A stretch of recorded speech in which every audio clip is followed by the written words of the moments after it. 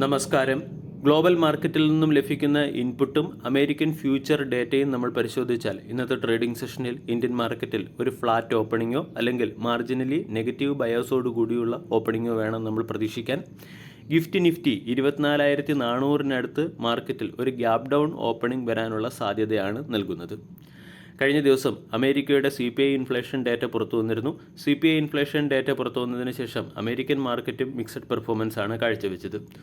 ഡോ John's negative സൈഡിൽ closing നൽകിയപ്പോൾ Nasdaq 0.54%, S&P 0.26% ഉയരുകയും അമേരിക്കയുടെ വോളറ്റിലിറ്റി ഇൻഡെക്സ് 5% ഇടിഞ്ഞ് 14.5 എന്ന ലെവലിലേക്ക് എത്തുകയും ചെയ്തു. കൂടാതെ ടെക്നോളജി സെക്ടറിലെ സ്റ്റോക്കുകളിലും AI സ്റ്റോക്കുകളിലും 3 മുതൽ 20% വർധന ഉണ്ടായെങ്കിലും അമേരിക്കയുടെ ബോണ്ട് ഈൽഡ് 4.68%, അതായത് അമേരിക്കയുടെ 10 വർഷത്തെ ബോണ്ട് ഈൽഡ് 4.68% ഉയരുകയും ചെയ്തു.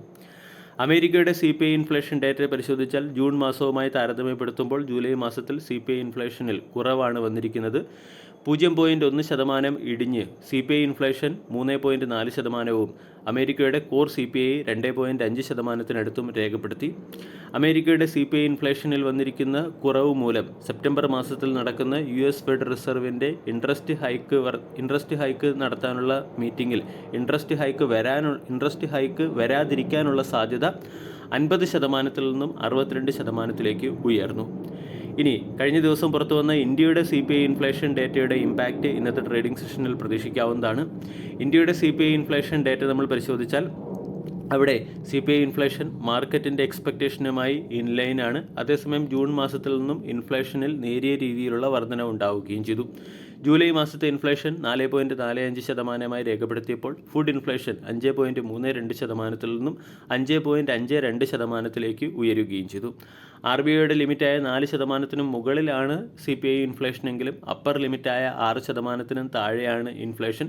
കൂടാതെ ഇപ്രാവശ്യം മൺസൂണിൻ്റെ ലഭ്യതക്കുറവും ക്രൂഡിൻ്റെ വിലയിലുണ്ടായ വർധനവും മൂലം ഇൻഫ്ലേഷനിൽ 5 മുതൽ 6%-ഓളം വർധനവായിരുന്നു മാർക്കറ്റ് പ്രതീക്ഷിച്ചത്. ഈ 5 മുതൽ 6%-ഓളം വർധനവ് ഇൻഫ്ലേഷനിൽ കാണാൻ സാധിക്കുന്നില്ല. ഇത് ഇന്ത്യൻ മാർക്കറ്റിനെ സംബന്ധിച്ചിടത്തോളമുള്ള ഒരു പോസിറ്റീവ് ഫാക്റ്റായിട്ടാണ് വിലയിരുത്തുന്നത്. അതുപോലെ തന്നെ മാർക്കറ്റിനെ സ്വാധീനിക്കാൻ ശേഷിയുള്ള മറ്റൊരു പ്രധാനപ്പെട്ട ഡേറ്റ US-ഇറാൻ സംഘർഷവുമായി ബന്ധപ്പെട്ട ഒരു അപ്ഡേറ്റ് ആണ്. ഇവിടെ ഇറാൻ US തൻ്റെ നിബന്ധനകൾ അംഗീകരിക്കുന്നത് വരെ സ്ട്രെയിറ്റ് ഓഫ് ഹോർമൂസ് തുറക്കില്ല എന്നുള്ളൊരു സ്റ്റേറ്റ്മെൻ്റ് ആയിരുന്നു കഴിഞ്ഞ ദിവസം ഇറാൻ്റെ സൈഡിൽ നിന്നും പുറത്തു വന്നത്. അതിന് കൗണ്ടറായിട്ടുള്ള അമേരിക്കയുടെ സ്റ്റേറ്റ്മെൻറ്റ് പരിശോധിച്ചാൽ സ്ട്രെയിറ്റ് ഓഫ് ഹോർമൂസിൻ്റെ പൂർണ്ണ നിയന്ത്രണം ഇപ്പോൾ US-നാണെന്നും US നേവി അവിടെ ഒരു ഉരുക്കുമതിൽ പോലെ പ്രവർത്തിക്കുകയാണെന്നും അമേരിക്കൻ പ്രസിഡന്റ് ഡൊണാൾഡ് ട്രംപ് പറഞ്ഞിട്ടുണ്ട്. കൂടാതെ ചൊവ്വാഴ്ച 18 ഷിപ്പുകൾ സ്ട്രെയിറ്റ് ഓഫ് ഹോർമൂസ് കടന്നുപോയി എന്നും അവകാശപ്പെടുന്നുണ്ട്. ഇതിൻ്റെ പശ്ചാത്തലത്തിൽ ക്രൂഡ് ഓയിലിൻ്റെ വില $90 പെർ ബാരലിന് മുകളിലേക്ക് ഉയരുന്നില്ല. $88 പെർ ബാരലിനടുത്തായിട്ടാണ് ബ്രന്റ് ക്രൂഡിൻ്റെ വിലയും $82 പെർ ബാരലിനടുത്ത് WTI ക്രൂഡിൻ്റെ വിലയും നിലനിൽക്കുന്നുണ്ട്. US-ഇറാൻ സംഘർഷവുമായി ബന്ധപ്പെട്ട അപ്ഡേറ്റിനനുസരിച്ചുള്ള ഒരു വോളറ്റിലിറ്റി മാർക്കറ്റിൽ പ്രതീക്ഷിക്കാവുന്നതാണ്. ഇത് മാർക്കറ്റിനെ വീക്കാക്കുന്ന ഒരു പ്രധാന ഫാക്ടറായി മാറുകയും ചെയ്തു. അതുപോലെ തന്നെ കഴിഞ്ഞ ദിവസം പുറത്തു വന്ന വളരെ പ്രധാനപ്പെട്ട ഒരു അപ്ഡേറ്റ് MSI ഇൻഡെക്സ് റീജിഗുമായി ബന്ധപ്പെട്ടതാണ്. ഓഗസ്റ്റ് 31 തീയതി മുതൽ പ്രാബല്യത്തിൽ വരുന്ന MSI ഇൻഡെക്സ് റീജിഗിൽ Laurus lab, Adani energy, Lenskart Groww തുടങ്ങിയ സ്റ്റോക്കുകൾ MSI ഇൻഡെക്സിൽ സ്ഥാനം പിടിക്കും. ഇതുവഴി ഈ സ്റ്റോക്കുകളിലേക്ക് $250 മുതൽ $500 ലക്ഷം ഫണ്ട് ഇൻഫ്ലോ വരാൻ സാധ്യതയുണ്ട്. Balakrishna industries, astral, SBI card തുടങ്ങിയ സ്റ്റോക്കുകൾ MSI ഇൻഡെക്സിൽ നിന്നും ഒഴിവാക്കപ്പെടുകയാണ് അല്ലെങ്കിൽ പുറത്താവുകയാണ്. ഇതുവഴി ഏകദേശം $100 ദശലക്ഷം ഫണ്ട് ഔട്ട്ഫ്ലോയ്ക്ക് കാരണമായേക്കും. ഇന്നത്തെ ട്രേഡിംഗ് സെഷനിൽ ബാങ്കിംഗ് സെക്ടറിലെ സ്റ്റോക്കുകളും NBFC സെക്ടറിലെ സ്റ്റോക്കുകളും പ്രത്യേകിച്ചും മൈക്രോ ലെൻഡിംഗ് സെക്ടറിലെ സ്റ്റോക്കുകളുമൊക്കെ മാർക്കറ്റിൻ്റെ ശ്രദ്ധയാകർഷിക്കാനുള്ള സാധ്യത വളരെ കൂടുതലാണ്. കാരണം 50,000 രൂപയ്ക്ക് താഴെയുള്ള വ്യക്തിഗത ലോണുമായി ബന്ധപ്പെട്ട ചില ചട്ടങ്ങൾ RBI പുറത്തുവിട്ടിട്ടുണ്ട്. ഇത് മൈക്രോ ഫിനാൻസ് NBFC സെക്ടറിലെ കമ്പനികളെ പ്രതികൂലമായി ബാധിച്ചേക്കാം. അല്ലെങ്കിൽ ഇതിൻ്റെ ഇമ്പാക്റ്റ് ഈ സെക്ടറിലെ സ്റ്റോക്കുകളിൽ വരാൻ സാധ്യതയുണ്ട്. വലിയ ബാങ്കുകളെ ഇതത്ര ബാധിക്കാൻ സാധിക്കില്ല. അതുകൊണ്ട് മൈക്രോ ഫിനാൻസ് NBFC സെക്ടറിലെ സ്റ്റോക്കുകളെ ഫോക്കസ് ചെയ്യാവുന്നതാണ്. അതുപോലെ തന്നെ ഫോറിൻ ഇൻസ്റ്റിറ്റ്യൂഷണൽ ഇൻവെസ്റ്റേഴ്സിൻ്റെ ബൈയിങ് സെല്ലിംഗ് ആക്ടിവിറ്റി പരിശോധിച്ചാൽ കഴിഞ്ഞ ദിവസം FIS 1000 കോടി രൂപയുടെ സെല്ലിംഗ് നടത്തിയപ്പോൾ DIS 5850 കോടി രൂപയുടെ ബൈയിങ് നടത്തിയിട്ടുണ്ട്. ഇന്ന് solar industries LG electronics, max health care തുടങ്ങിയ കമ്പനികളുടെ ക്വാർട്ടർലി റിസൾട്ട് പുറത്തു വരുന്നുണ്ട്. കൂടാതെ UK GDP ഡേറ്റയും അമേരിക്കയുടെ ഹോൾസെയിൽ ഇൻഫ്ലേഷൻ ഡേറ്റയും ഇന്ന് പുറത്തു വരും. ഇനി ടെക്നിക്കൽ ലെവൽ നമ്മൾ പരിശോധിക്കുകയാണെങ്കിൽ കഴിഞ്ഞ ദിവസത്തെ വളരെ പ്രധാനപ്പെട്ട ഒരു സപ്പോർട്ടായ 24,400 എന്ന സപ്പോർട്ട് ഏറെക്കുറെ നഷ്ടമായിട്ടുണ്ട്. ഇന്നത്തെ ട്രേഡിംഗ് സെഷനിൽ 24,250, 24,300 തുടങ്ങിയ ലെവലുകളായിരിക്കും പ്രധാന സപ്പോർട്ടായി വരാൻ സാധ്യത.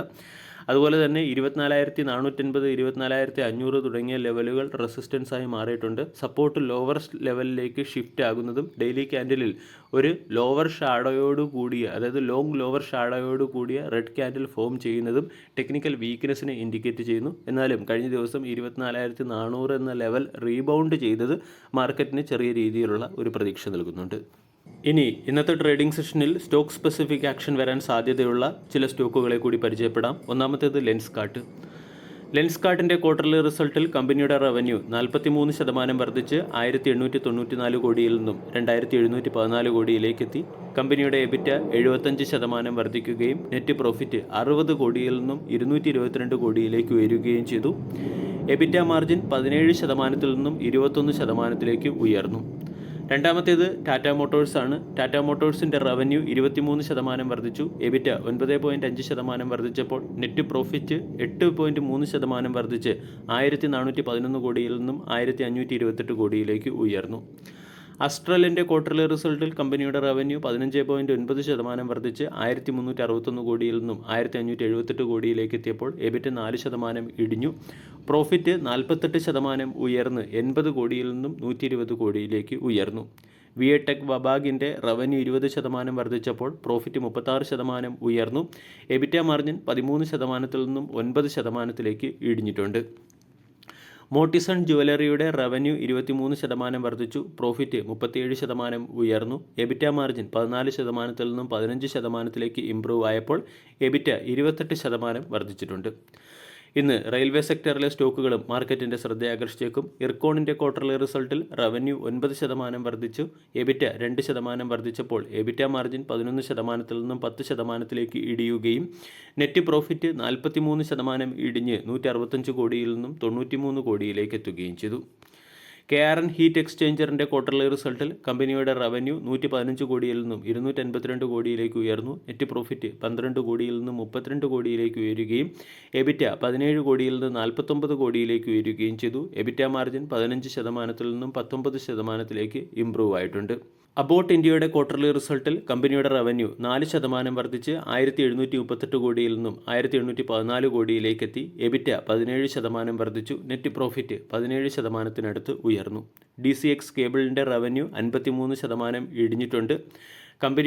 കമ്പനി പ്രോഫിറ്റിൽ നിന്നും ലോസിലേക്കെത്തി. 4 കോടി രൂപയുടെ പ്രോഫിറ്റിൽ നിന്നും 8.7 കോടി രൂപയുടെ ലോസിലേക്കാണ് എത്തിയിരിക്കുന്നത്. എബിറ്റ ലോസ് 10.6%-നടുത്ത് രേഖപ്പെടുത്തി. റെയിൽ സെക്ടറിലെ തന്നെ മറ്റൊരു സ്റ്റോക്കായ ടിറ്റഗാർ റെയിൽ സിസ്റ്റത്തിൻ്റെ റവന്യൂ 12% വർദ്ധിച്ച് 679 കോടിയിൽ നിന്നും 765 കോടിയിലേക്ക് എത്തി. നെറ്റ് പ്രോഫിറ്റ് 23 കോടിയിൽ നിന്നും 56 കോടിയിലേക്ക് എത്തുകയും എബിറ്റ 26% വർദ്ധിച്ച് 75 കോടിയിൽ നിന്നും 92 കോടിയിലേക്ക് ഉയരുകയും ചെയ്തു. റെയിൽ സെക്ടറിലെ IRCTCയുടെ റവന്യൂ 18% വർദ്ധിച്ച് 1,160 കോടിയിൽ നിന്നും 1,370 കോടിയിലേക്കെത്തി. എബിറ്റ 2% ഇടിഞ്ഞപ്പോൾ എബിറ്റ മാർജിൻ 34%-ൽ നിന്നും 28%-ലേക്ക് ഇടിഞ്ഞു. റെലിഗറിൻ്റെ ക്വാർട്ടർലി റിസൾട്ടിൽ കമ്പനി 10 കോടി രൂപയുടെ പ്രോഫിറ്റിൽ നിന്നും 26 കോടി രൂപയുടെ ലോസിലേക്ക് എത്തിയിട്ടുണ്ട്.